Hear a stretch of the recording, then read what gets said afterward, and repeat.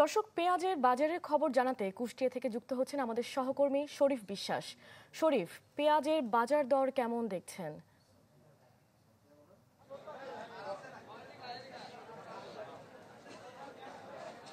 হ্যাঁ রুহি, আসলে আমরা যেটি বাজার ঘুরে দেখেছি বা বা জানি যে গত 2 সপ্তাহ ধরেই কিন্তু কুষ্টিয়ার বাজারে, অর্থাৎ দেশের বাজারে পেঁয়াজের বাজার বেশ অস্থির ছিল। আজ হঠাৎ করেই পেঁয়াজের যে দাম, 2 সপ্তাহ আগে যেই পেঁয়াজ প্রতি কেজি যেখানে পাইকারি বিক্রি হতো 48 টাকা কেজি, সেই পেঁয়াজের দাম কিন্তু হঠাৎ করে আজকে 5 থেকে 6 টাকা কিন্তু নেমে এসেছে। অর্থাৎ পেঁয়াজের দাম কিন্তু প্রতি কেজি প্রতি কমেছে 5 থেকে 6 টাকা। আমি স্থানীয় বাজার ঘুরে বা যারা যারা কৃষক পর্যায়ে, যারা উৎপাদনকারী, তারা বাজারে এসেছেন এবং যারা পাইকারি বিক্রেতারা রয়েছেন তাদের সাথে যেটি কথা বলে জেনেছি যে হঠাৎ করেই কিন্তু আমদানি বেড়েছে। অর্থাৎ কৃষকের ঘরে যে পেঁয়াজ ছিল সেই পেঁয়াজ কিন্তু হঠাৎ করেই তারা বাজারে এনেছেন এবং বিক্রি করছেন।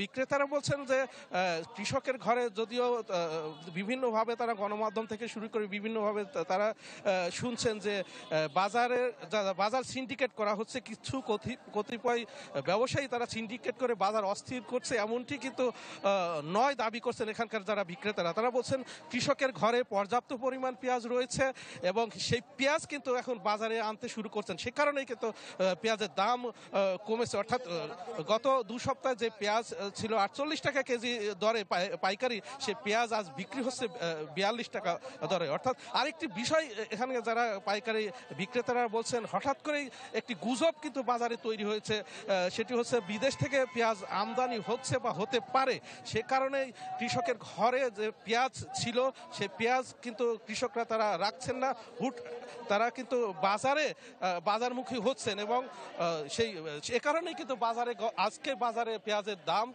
কেজিতে আমরা যেটি দেখেছি যে 5 থেকে 6 টাকা কমেছে।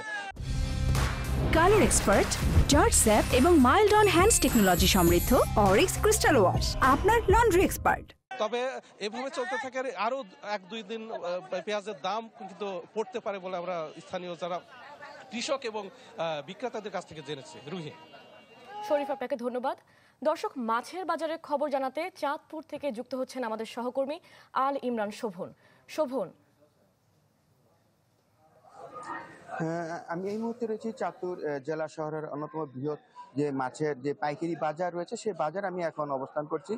আপনাকে একটি বিষয় জানিয়ে রাখি, চাঁদপুরের পদ্মা মেঘনা নদীতে 2 মাসের যে সকল ধরনের মাছ ধরা নিষেধাজ্ঞা রয়েছে সেটি এখনো চলমান রয়েছে। এতে করে এই মাছ বাজারে মাছ সরবরাহে বেশ ভাটা পড়েছে। এখন এই মৎস্য বাজারটি অনেকটা নির্ভরশীল হয়ে পড়েছে পুকুর এবং ঝিলে যেসব ধরনের মাছ চাষ করা হয় তার উপর ভিত্তি করেই এই মাছ বাজার কিছুটা সরগরম রয়েছে। এখানকার ব্যবসায়ীরা বলেছেন গত মার্চ এবং এই এপ্রিল, এই 2 মাস পদ্মা মেঘনা নদীতে সকল ধরনের মাছ ধরা নিয়েছে। এখানে বর্তমানে প্রতিদিন পুকুর, চাঁদপুর এবং চাঁদপুরের আশপাশের জেলা থেকে পুকুর এবং ঝিলের মাছ এখানে সরবরাহ হয়। বিশেষ করে রুই, কাতলা, তেলাপিয়া, হ্যাঁ, এই ধরনের মাছগুলি এখানে প্রতিদিন এখানে সরবরাহ হয় এবং সেই মাছ দিয়ে এখানকার জেলাবাসী চাহিদা মেটানো হচ্ছে। তারা বলছেন এপ্রিল মাসের নিষেধাজ্ঞা উঠে গেলেই নদীতে আবার পুনরায় যে ধরনের মাছ ধরা শুরু হবে সেই মাছগুলি সরবরাহ আবারও এখানে মাছের। শোভন, আপনাকে ধন্যবাদ।